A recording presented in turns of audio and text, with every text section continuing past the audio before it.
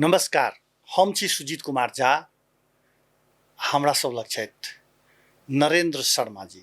नरेंद्र शर्मा जी निजी विद्यालय ऑर्गेनाइजेशनक केंद्रीय सदस्य अर्थात पैप्सनक केंद्रीय सदस्य छथि। हम सब बातचीत कर रहल छी मॉडल खबर में, मॉडल संवाद में, जे एखन जे विद्यार्थी सबके आंदोलन चल रहल छै और छात्रवृत्ति के विषय की छै। चूँकि आंदोलन चल रहल छै, लोक एकदम असमंजस में छै जे छात्रवृत्ति की छै। सबैभन्दा पहिला नरेंद्र सर, तपाईलाई धेरै धेरै स्वागत छ। धन्यवाद, नमस्ते। यो छात्रवृत्ति रकम को विवाद के हो? खास गरेर तपाईँ एउटा पक्ष त आखिर केन्द्रीय सदस्य भएको कारणले होस् या निजी विद्यालय एसोसिएसनको कारणले होस्, के लागिरहेछ तपाईको विषय? तपाईलाई के लागिरहेछ यो विवाद के हो? एकदम सुजीजी, धेरै राम्रो प्रश्न यहाँले गर्नुभयो। यो छात्रवृत्ति भनेको के हो भन्दा मैले बुझे अनुसार अहिलेसम्म हाम्रो नेपालमा शिक्षा ऐन 2028 चलिरहेको छ। त्यो 28 बेला बेलामा संशोधन भइरहेको छ, फेरबदल भइरहेको छ। र शिक्षा ऐन 28 चाहिँ अहिलेसम्म जारी छ। अहिले टेबलिङ भइरहेको छ। अहिलेको नेपाली सरकारले चाहिँ परिवर्तन गर्ने सोच छ, ऐन संशोधन गर्ने सोच छ। त्यो 28 को ऐनले चाहिँ के भनेछ भन्दाखेरि एउटा चाहिँ अनिवार्य निशुल्क शिक्षा भनेको छ। अनिवार्य निशुल्क शिक्षा भनेको कक्षा 8 सम्म पढ्ने सम्पूर्ण चाहे त्यो के अरे विद्यालयहरूले त्यो पाउनु पर्ने हो। अर्को चाहिँ निशुल्क शिक्षा भनेछ, त्यो भनेको चाहिँ 9 देखि चाहिँ 12 सम्मकोले पाउनु पर्ने हो। अब भन्नु होला यो अनिवार्य शिक्षा निशुल्क शिक्षा भनेको के हो त? निशुल्क त्यसमा पनि कस्तो प्रावधान छ भन्नु होला भने तपाईँ हाम्रै समाजमा अहिलेको यो संविधानले के भन्यो भन्दाखेरि गरिब छ, अल्पसंख्यक छ, दलित छ, जनजाति छ, हो, मुस्लिम छ, मधेसी छ, हो, यीलाई चाहिँ कैटेगराइज गर्यो। अनि जुन विद्यालयमा, निजी विद्यालयमा यो चाहिँ हजुरको कस्तो हुन्छ भने विद्यालय एउटा संस्थागत र सामुदायिकमा चाहिँ 12 सम्म सरकारले सम्पूर्ण निशुल्क गरेको छ। यो हाम्रो संस्थागत विद्यालयमा, जुन विद्यालयमा 500 सम्म विद्यार्थी अध्ययन अध्यापनरत छन्, त्यो विद्यालयमा 500 सम्म छ भने 8% चाहिँ निशुल्क शिक्षा दिनुपर्ने हुन्छ। त्यो अब 8% मा चाहिँ त्यसमा चाहिँ गरिब, जेहेन्दार, दलित, जनजाति, मुस्लिम, हो, यो क्याटेगराइज गरेर स्कुलले आन्तरिक परीक्षा लिएर र त्यो क्याटेगोरीमा कुन पर्छ किन गरेर पहिचान गरेर दिनुपर्ने हो। र 500 भन्दा बेसी विद्यार्थी छन् कुनै विद्यालयमा, 800 विद्यार्थी छन् भने 10% दिनुपर्ने हो। सेम क्याटेगोरी छ। त्यसै गरी 800 भन्दा माथि, 1000 भन्दा माथि छन् भने 12% दिनुपर्ने हो। र अहिले हजुरलाई याद होला अहिले चाहिँ के भनेको छ भन्दाखेरि इमिस प्रणाली भनेको छ। प्रत्येक स्टुडेन्टहरूको अनलाइन विवरण चाहिँ गर्नुपर्ने हुन्छ। त्यसैमा हामीले विद्यार्थी भर्ना गर्दै त्यो इमिस भर्नुपर्ने हुन्छ। त्यो इमिसमा को गरिब छ, इमिसमा को जेहेन्दार छ, इमिसमा को मुस्लिम छ, इमिसमा को मधेसी छ, इमिसमा को जेहेन्दार छ, हामीले छात्रवृत्ति त्यतिकै दिया हुन्छौँ। र यो सवाल मैले किन गरेँ भन्दाखेरि त्यो हाम्रो अलरेडी गभर्नमेन्टको साइडमा बोर्डिङहरूको चाहिँ कसलाई छात्रवृत्ति दिएछ, कसलाई दिएको छैन, उनीहरूलाई तथ्याङ्क छ, गभर्नमेन्टसँग तथ्याङ्क छ। अब यहाँ नबुझेको सरोकार हेर्नुहोस् है। अहिले यो जनकपुर उपमहानगरपालिकाले निजी विद्यालयलाई चाहिँ पत्र चिठी काट्यो कि निशुल्क छात्रवृत्ति हुँदाहुँदै तपाईहरूले चाहिँ अतिरिक्त शुल्क किन लिनुभयो भनेर। हेर्नुहोस् है, त्यो नगरपालिकाको जग्गामा उहाँहरूसँग पनि विज्ञ स्टाफहरू छन्। उहाँहरूले यो ऐन विधान अध्ययन गर्नुभयो कि गर्नु भएन। म यही हजुरको स्टुडियोबाट म के अनुरोध गरेँ भने त्यो चाहिँ के भनिरहेछ ऐनले के भनेछ भन्नु होला भने निशुल्क शिक्षा ऐनले के भनेको छ भने मैले अघि भने नि हजुरको कति विद्यार्थी कति हुँदाखेरि के हो, गर्ने लिन, र अर्को शिक्षा ऐन 28 ले के भनेको छ भन्दाखेरि तपाईँको यो अनुसारमा दिने। अब यहाँ सवाल के अरे गहकिलो सवाल के छ भन्नु होला भने जस्तै हामी बोर्डिङ स्कुल सञ्चालकले जस्तै सपोज भनौँ न मासिक शुल्क लिन्छ, मन्थली फी लिन्छ, त मन्थली फी वैशाखमा लियो, त वैशाखमा लिइसकेपछि फेरि वैशाखैमा फेरि मन्थली फी डबल लिन पायो त? पाएन नि त। संविधानमा के उल्लेख छ भने एउटा शुल्क एकचोटि लिने हो। निशुल्क पनि कसैलाई यदि विद्यालयले दिन्छ भने त त्यो एउटा विद्यार्थीलाई एकचोटि दिने हो नि, वर्षमा त्यो सेसनमा त्यो एकाडेमिक इयरमा एकचोटि दिने हो। त अब यहाँ बाजिएको के छ भने हामी केन्द्रदेखि नै यही कुराहरू आवाज उठाइरहेका छौँ। अहिले ऐन संशोधन गर्ने कुरो छ, त्यसमा चाहिँ संशोधन गर्नुपर्ने छ। बाजिएको के हो भने हामी संस्थागत विद्यालयले भर्ना गर्दैखेरि चाहिँ 10% टेकेर अथवा 8% टेकेर अथवा 12% टेकेर छात्रवृत्ति दिएका छौँ। त्यो तपाईँहरूले दिनुभएको छ? दिएको छ। अनि यता यो फेरि यो विवाद चाहिँ जनकपुर उपमहानगरपालिका मात्रै रहेछ कि देशभरि रह्यो? अहिले हाम्रो धनुषा जिल्लामा चाहिँ जनकपुरमा आएको छ यो। देशैभरिमा भन्नुहुन्छ भने बेला बेलामा चाहिँ फाटाफुट यस्तो कुराहरू आउँछ। जस्तै अब काठमाडौँमा पनि आइरहेको छ। काठमाडौँमा पनि हामीले यसरी नै डिल गरेका छौँ। हामीले के भन्छौँ भन्दाखेरि यो संस्थागत विद्यालय भनेको राज्यकै कानुनको अन्डरमा रहेर चल्ने विद्यालय हो। अनि यति हुँदाखेरि नगरपालिकालाई त थाहा छ, किन नगरपालिकाकै सबै कुरा नेटवर्क त नगरपालिकै भित्र छ। अब जनकपुरकै कुरा गर्दाखेरि जनकपुर उपमहानगरपालिकालाई त थाहा छ कसलाई कसलाई छात्रवृत्ति दिया हो, कति दिया छ, किनकि तिनीहरूसँग त रेकर्ड रहन्छन्। हो, अनि फेरि नगरपालिकाले के हजुरले भन्नुभयो नि त्यो कुरो चाहिँ उहाँहरूले हामीलाई बेला बेलामा माग्नुहुन्छ कि तपाईँकोमा कति भर्ना भयो, कतिलाई दिनुभएको छ त्यो हेर्नु। जबकि अलरेडी के अरे तपाईँको सिस्टम छ, अनलाइन सिस्टम इमिसमा यदि हामीले भरेका छौँ भने अनुगमन गर्ने नगरपालिकाको अधिकार छ। उनीहरूले किन यसो गर्यो त्यो हेर्नु पर्यो। म चाहिँ के अनुरोध गर्न चाहे भने यहाँको स्टुडियो मार्फत तपाईँहरू त्यो इमिस प्रणालीमा हेर्नुहोस् र त्यो अनुसारको चुस्त दुस्त हुबहु स्कुलले दिएको छ छैन यहाँहरू अनुगमन गर्नुहोस्। नदिनेलाई तपाईँ कारबाही गर्न सक्नुहुन्छ। हामीले पनि राज्यको कानुन अनुसारमा हामीले विद्यालय चलाएका छौँ भने हामी पनि कानुनभन्दा विपरीत जानु भएन। तर यहाँ हामीले बुझेअनुसार दुईटा कुरा आइरहेको छ। विद्यार्थी सङ्घको एउटा जुन माग रहेछ 100% छात्रवृत्तिको रकम 100% फ्री हुनु पर्यो। स्कुलवालाहरूले निजी विद्यालयहरूले तपाईँहरूले भनिरहनु भएको छ त्यो चाहिँ हामी 100% दिन्न। विवाद यहाँ होइन, यहीँनिर छ सुजीजी। कुरो यही छ। हामीले 100% छात्रवृत्ति दिइरहेका छौँ। बुझाइको मात्रै फेरि छ। छात्रवृत्ति भनेको हाम्रो बुझाइ के छ भन्नु होला भने हामीले विद्यालयमा पठन पाठन गर्दाखेरि शिक्षक लगाउँछौँ, मेन पावर छ। शिक्षक जस्तै अरू धेरै कर्मचारी छन्, खर्च छ, हरेक कुरा छ। मन्थली फी हामीले 1 रुपियाँ लिँदैनौँ।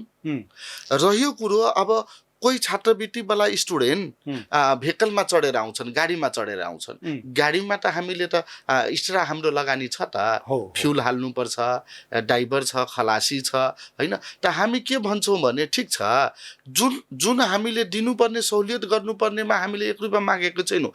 तिमी त्योभन्दा बेसी यदि कोही छात्रवृत्तिवाला विद्यार्थीले उपभोग गर्छन् भने त्यो त दिनु पर्यो।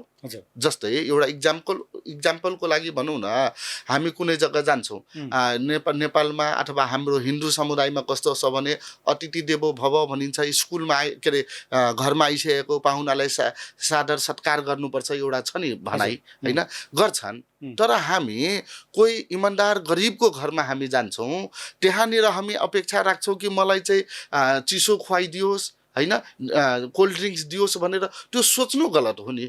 त्यो घरमा गइसकेपछि उसको कक्षा अनुसार उसले 1 गिलास पानी दिन्छ, त्यही नै हो नि हाम्रो सत्कार त। तपाईँहरूको जुन माग छन्, तपाईँहरूले जुन चाहना राख्नु भएको छ, हुन त हजुर केन्द्रीय सदस्य हो, यहाँ जिल्लाहरूले आन्दोलन गरिरहेछन्, तर यो सरकारको विषय त केन्द्रको पनि रहेछन्। तपाईँहरू के रहेछन् भने महिनामा हामी दिइरहेछौँ, तर गाडीमा आउनुहुन्छ भने त्यहाँ त लागिहाल्छ, लाइब्रेरीको लागिहाल्छ, यो कुराहरू लागिहाल्छ। अब हजुरलाई याद भएकै कुरो हो, साइन्स पर्सन कोही स्टुडेन्ट, होइन, हामी ल्याबमा लान्छौँ, प्र्याक्टिकलमा कुनै हाम्रो केमिकलहरू यस्तो छ त्यो डेट एक्सपायर हुन्छ हो त एकचोटि किनेर लगानी लगाएर सधैँभरि हुने कुरो त होइन त त्यो बच्चाले उपभोग गर्छन् त्यहाँनिर खर्च हुन्छ भने त अब हामीले निशुल्कलाई कहाँबाट ल्याएर दिने राज्यले त हामीलाई 1 रुपैयाँ केही हेरिदिएको छैन हो हाम्रो त्यही छ गरिबले पाओस् जेहेन्दारले पाओस् होइन जो जेनुन छ हो र यो कुरो एउटा व्यवहारिक कुरो हजुरलाई मैले भने ठिक छ यही समाजमा हातमा उम्ला सबै एकनासको नभए चाहिँ होला कति जेनुन होला त्यो हामीसँग इन्डिभिजुअल गर्नु पर्यो एउटा स्कुलले एउटा कलेजले एकजना दुईजना त्यस्तो जेहेन्दारलाई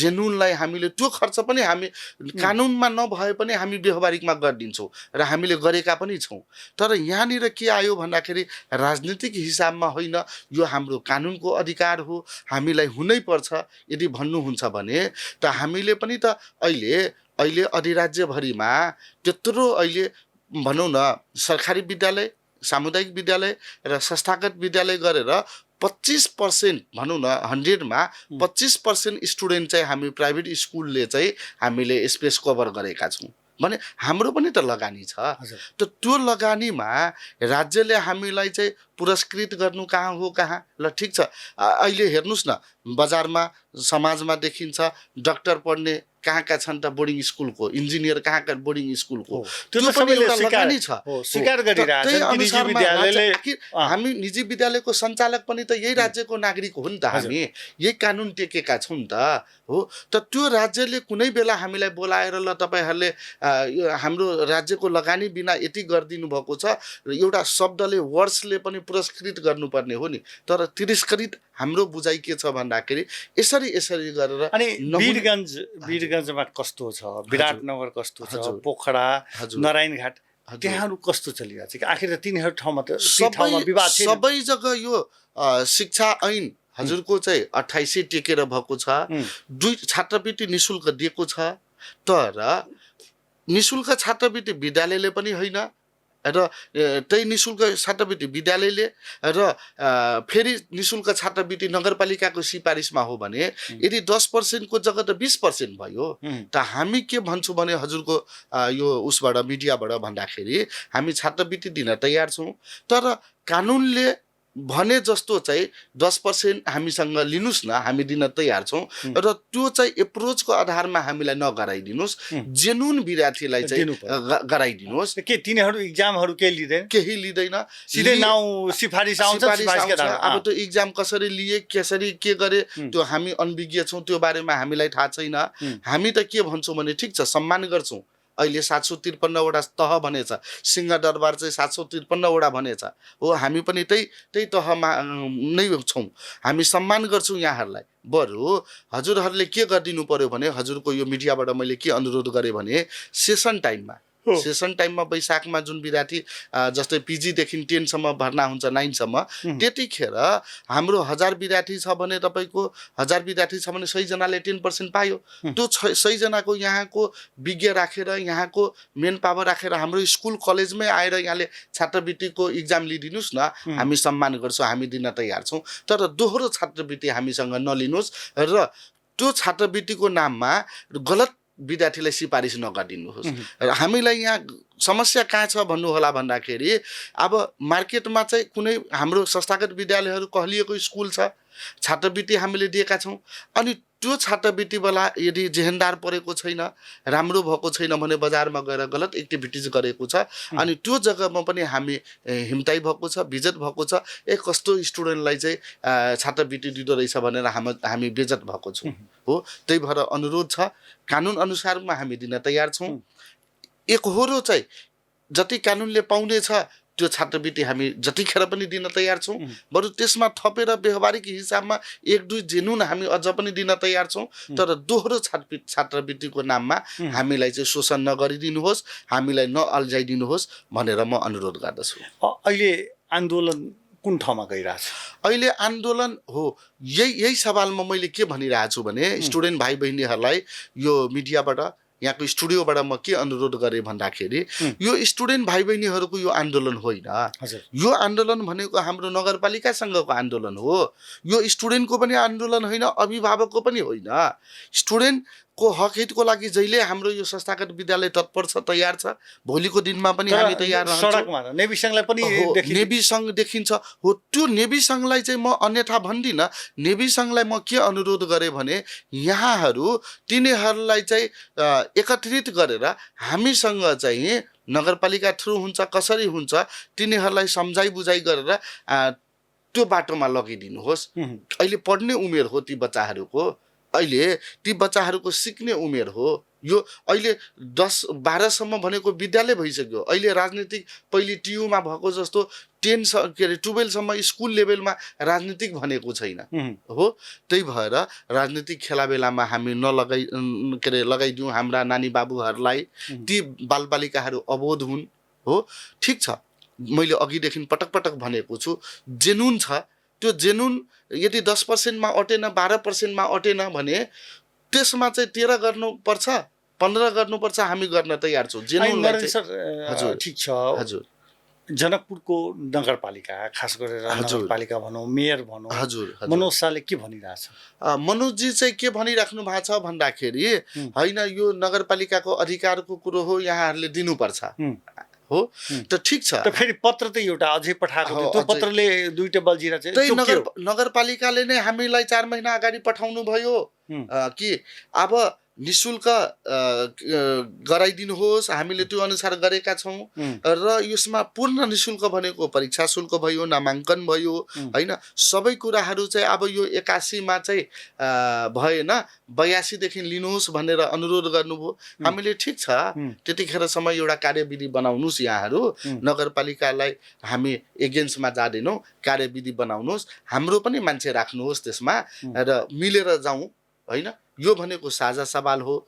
समस्या नगरपालिकाको मात्रै होइन, हाम्रो पनि हो, हाम्रै समाजको समस्या हो, हाम्रै बालबच्चाको समस्या हो। त्यसरी जाउँ, हामी तयार छौँ। तर उहाँहरूले डाइरेक्ट हामीलाई होइन यो दिनै पर्छ भनेर भन्नुभयो। एउटा पत्र आइसकेपछि फेरि पत्रलाई परिवर्तन गरे हो, परिवर्तन गरेर अब किन गर्नु पर्यो होला तपाईलाई के लागिरहेछ? यो सुनिन्छ कि कोहीसँग बाचा गरे रे हामीले, यहाँले यसो गरिदिनुहोस्। त बाबा ठिक छ, यहाँले बाचा गर्नुहोस्, ठिक छ, बाचा गर्नुहुन्छ। यहाँ हजुर मेयर हुनुहुन्छ, नगरपिता हुनुहुन्छ, सम्मान्य हुनुहुन्छ, हामी यहाँले सम्मान गर्छौँ।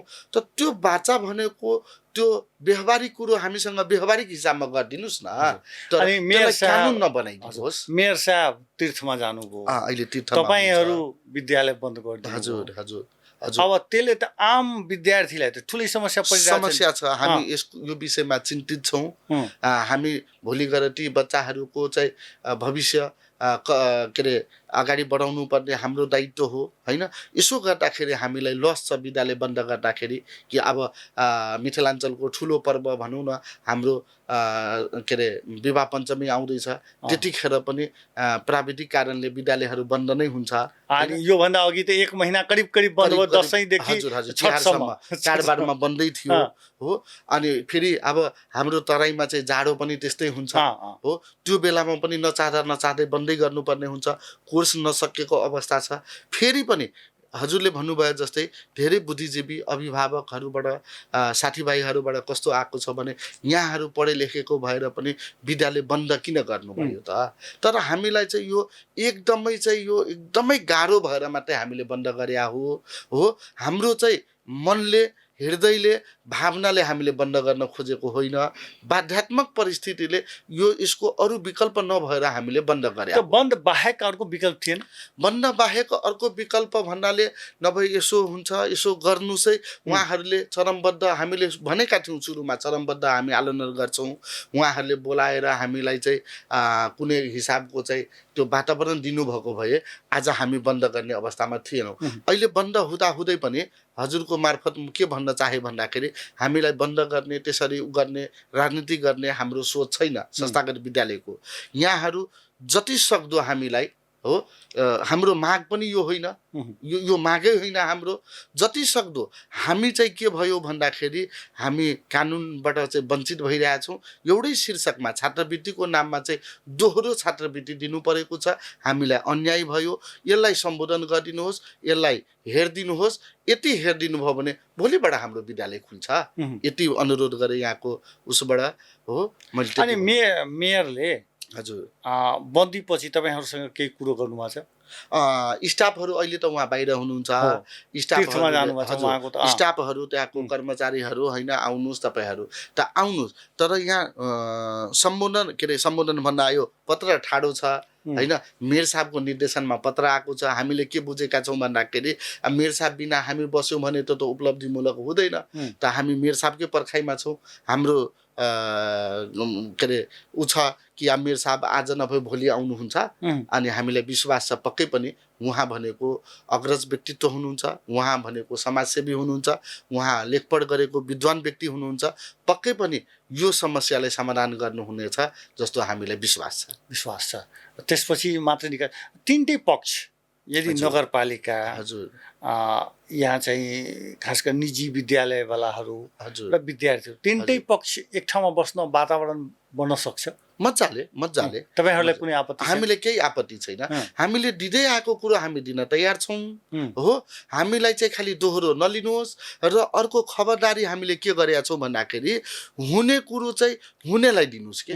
जसको जे छ लक्षित वर्गको के अरे कुनै चिज लक्षित वर्गको उसले पाउने अर्कोलाई नदिनु। अनि अहिले त यिनीहरू छनौट गरेर पठाइसकेका छन्। अहिले अब कसरी समस्याको निकास हुन्छ? त अब छनौट गरेर पठाइसक्नु भएको छ। यो अहिलेको फिलहालको यो समस्या होइन। त्यो छनौट गरेर पठाउनु भएकोलाई हामीले दिइरहेको छौँ। अहिलेको मेन बुदा अहिलेको मेन समस्या के छ भन्नु होला भन्दाखेरि हामीले जुन अतिरिक्त शुल्क लिएका छौँ, जेन्युन शुल्क लिएका छौँ, त्यो चाहिँ उहाँहरूले चिठी लेख्नु भएको छ फिर्ता गरिदिनुहोस् हो। त त्यो हाम्रो त खर्च लागिसकेको छ, हामीले त्यसलाई इन्भेस्ट गरिसकेका छौँ। अब कसरी फिर्ता हुन्छ हो? अब फिर्ता कुनै हालतमा हुँदैन, कुनै पनि हालतमा हुँदैन हो। तपाईँहरू भनिरहनु भएको छ फिर्ता कुनै हालतमा हुँदैनन्। नेपाली विद्यार्थी सङ्घले भनिरहेछ हामी एक पैसा पनि दिन्न। अनि नगरपालिकाले अब तीनतर्फ छन्, कसरी चाहिँ त्यसैमा मैले चाहिँ नेपाल विद्यार्थी सङ्घलाई नेभी सङ्घलाई मैले के अनुरोध गर्छु भने यदि हामीले चाहिँ निःशुल्क पढाइरहेका छौँ भने विद्यालयको त लगानी छ, त्यसै गरी नगर भनेको त हाम्रो त निकाय हो नि, अहिलेको सरकार हो नि। त नगरमा पनि त छात्रवृत्तिको चाहिँ फन्ड छ। त त्यो फन्डबाट यहाँहरूले नेभी सङ्घले चाहिँ के गर्नुहोस् भन्दाखेरि त्यसमा हाम्रो पनि समर्थन छ, हामी पनि त्यसमा चाहिँ सहयोग गर्छौँ।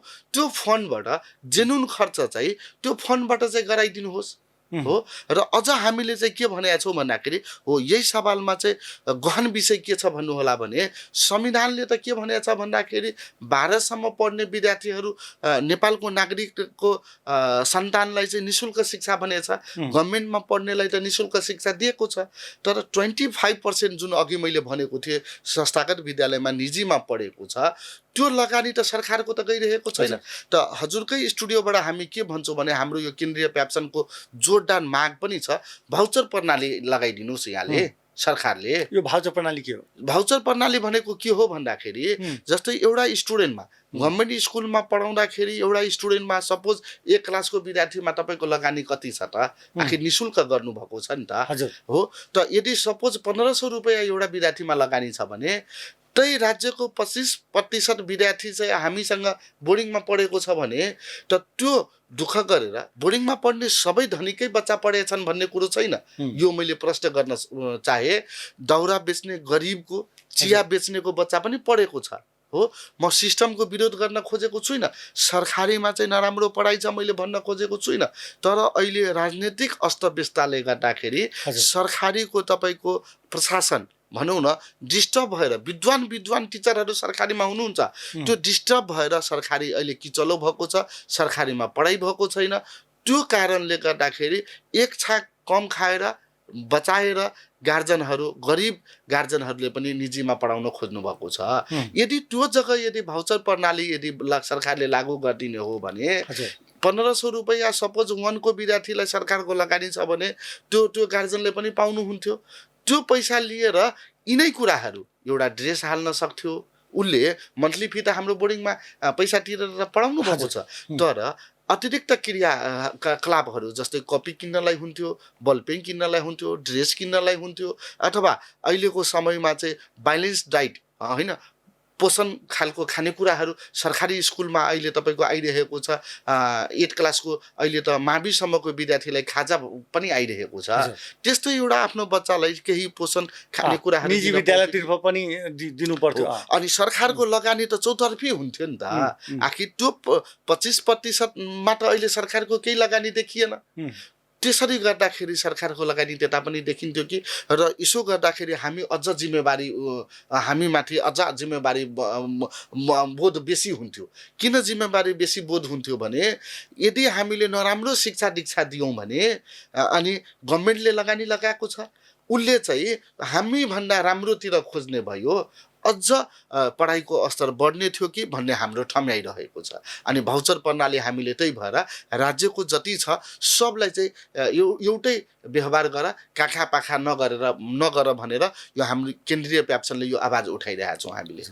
अन्तमा यो अझै कतिसम्म लामो जान्छ? यो लामो जाँदैन हजुर, यो लामो जाँदैन। यो मेरो बुझाइ के छ भने यो केही नै समस्या होइन। यो समस्या होइन, मैले अघि नै भने समस्या होइन भन्दाखेरि फेरि हामीले बन्द गरेको देखिएको छ हो। हामीले पनि किन चाहिँ बाध्यात्मक परिस्थितिले मात्रै बन्द गर्यौँ, यो कुनै समस्या होइन। मलाई विश्वास छ मेयर साहब आउनुहुन्छ, हामीलाई कल गर्नुहुन्छ, त्यतिखेर चाहिँ सजिलै समाधान हुन्छ जस्तो लागेको छ। र यो यहाँको मिडिया हेरेर बस्नुहुने समस्त स्टुडेन्ट भाइ बहिनीहरूलाई र अभिभावकज्यूहरूलाई म के भन्न चाहन्छु भने यो हामीले नहुने काम त गर्यौँ, बाध्यात्मक परिस्थितिमा बन्द गर्यौँ, र यसबाट चाहिँ जे लस हुन्छ 2 दिन 4 दिन पढाइ छुटेको छ बच्चाहरूको, त्यो हामी फेरि एक्स्ट्रा शुल्कमा होइन कि त्यो हामी मेकअप गराउँछौँ। त्यो यहाँहरूलाई हामी वचनबद्ध छौँ, यहाँहरूलाई विश्वास दिन चाहन्छौँ। विद्यार्थीको भविष्य माथि हामी खेलबाड गर्न खोजेको होइन, अभिभावकज्यूहरूलाई हामी दुःख दिन खोजेको छैन। भोलि गएर अब वार्षिक परीक्षाहरू नजिकै आइसकेको अवस्था छ हो। अहिले चाहिँ हाम्रो यो मध्य प्रदेशको रिजल्ट एससीको भयो। यदि नगर एउटा अन्तमा मलाई एउटा जिज्ञासा, यदि नेभी सङ्घले भनेअनुसार जुन माग गरिरहेछ त्यो यदि पुरा गरिदिनु भने कति लस हुन्छ कलेजहरूलाई? लस त भन्नुहुन्छ भने अहिले पनि हामीलाई पुरा नगर्दा पनि लसै छ। दोहोरो चाहिँ हामी छात्रवृत्ति दिइरहेका छौँ, लसै छ। त्यो गर्दाखेरि ठुलो स्पेसको लस हुन्छ भन्ने पनि कुरो होइन। हाम्रो सोच के छ भने निजी विद्यालय सञ्चालकहरूको हामी एउटा अभिभावक हौँ। हाम्रोमा पढ्ने बालबालिकालाई जुन अनुसारमा हामी शिक्षा दीक्षा दिन्छौँ, उसको आनी बानी व्यवहार सिकाउँछौँ, अभिभावकलाई पनि हामीले एलर्ट गराउँछौँ, जुन एउटा सामाजिक कुराहरू सिकाउँछौँ, एलर्ट गराउँछौँ। त्यस्तै हाम्रो कर्तव्य के हो भन्दाखेरि हाम्रो सरकार यदि आफ्नो प्यारेन्ट्स यदि लर्खराउनु भयो कुनै कुरामा, खुट्टा टकमगाउनु भयो भने उसको छोराछोरीको अधिकार हो नि त त्यो सच्याउन लगाउने। त हाम्रो अभिभावक भनेको, हाम्रो सरकार भनेको नगरपालिका हो, हाम्रो अभिभावक भनेको मेयर साहब हुनुहुन्छ। उहाँ हाम्रो नजरमा चाहिँ केही कुराहरूले गर्दाखेरि अलिकति डगमगाउनु भएको छ, त्यो हामीले एउटा चाहिँ उहाँलाई थ्रेट गरेर होइन कि अनुरोध गरेर हामीले उहाँलाई चाहिँ मेयर साहब यो भनेको यस्तो हो है हजुर, यसलाई यसो गरिदिनुहोस् भनेर हामीले बिन्ती गर्न खोजेको हो। र हामीलाई विश्वास छ पक्कै पनि यो सोल्भ हुन्छ जस्तो भनेर विश्वास छ। धेरै धेरै धन्यवाद नरेन्द्र शर्माजी। तपाईँ मोडेल के लेल अमूल्य समय दिलाउनु त्यही लेल बहुत बहुत धन्यवाद। धन्यवाद सुजितजी, यहाँलाई पनि यस्तो अमूल्य समयको बावजुद पनि यहाँले मलाई बोलाएर जुन आफ्नो मनमा लागेको कुराहरू सेयर गर्ने मौका दिनुभयो। मलाई विश्वास छ पक्कै पनि यहाँको मिडियाबाट हेरेर सुनेर बस्नुहुनेले अनुसरण गर्नुहुनेछ भन्ने विश्वास गर्दै फेरि पनि सुजितजी लगायत यो सम्पूर्ण प्राविधिक भाइ लगायत सम्पूर्ण टोलीलाई, टिमलाई म धन्यवाद दिन चाहे। हस्त धन्यवाद। जय प्याप्सन। यी छले था नरेंद्र शर्मा जी जे पैप्सन केंद्रीय सदस्य है। आ एखन जे जनकपुर में आंदोलन चल रहा है तेकर एक प्रकार से अनुगमन करता, अनुगमन एहि सेंस में जे पैप्सन एंड पैप्सन आ कॉलेज वाला सबके हिसान तीनों एखन आंदोलन में छे। तेज समय में पैप्सन के एक्टिविटीज के वो अनुगमन कर आंदोलन कोन रूप से आगा बढ़ रहा है। आ समस्या के निकास केना हेतै जे केंद्रीय स्तर से सेहो पहल भ रहा है। तै के एकटा झलक कही तै के एकटा पात्र कही सेहो नरेंद्र सर छथि। ओना हुनकर घर ढलके बर छनि, लेकिन केंद्रीय सदस्य तो हुनकर पात्र हुनकर भूमिका एहिठाम कनिक अलग भऽ जाइ छै। ओ कहै छथिन जे हमसब बंदी हमर बाध्यता अइ। एहि संगे संगे एकटा ओ बात आओर कहै छै, यदि बंदीके क्रममे कॉलेज स्कूल सब जे बंद भेल छै ताहिके क्रममे जे विद्यार्थी सबके जे समस्या भेलैए, मारका पड़लैए, तकरा हमसब जे छै से बंद खुजलाके बाद ओकरा सबके मैनेज करबै, ओकरा सबके मेकअप करबै से कहलखिन। एहि संगे से कहलखिन हमसब कोनो अहाँके अथी कर वार्तामे बैसक लेल तैयार छै, लेकिन हमरो सबके बाध्यता बुझि दो, से हुनकर जिस्ट छलैए। तऽ पुनः हुनका धन्यवाद संग मॉडल खबरसँ हम सुजीत कुमार झा आज्ञा चाहै छी। नमस्कार।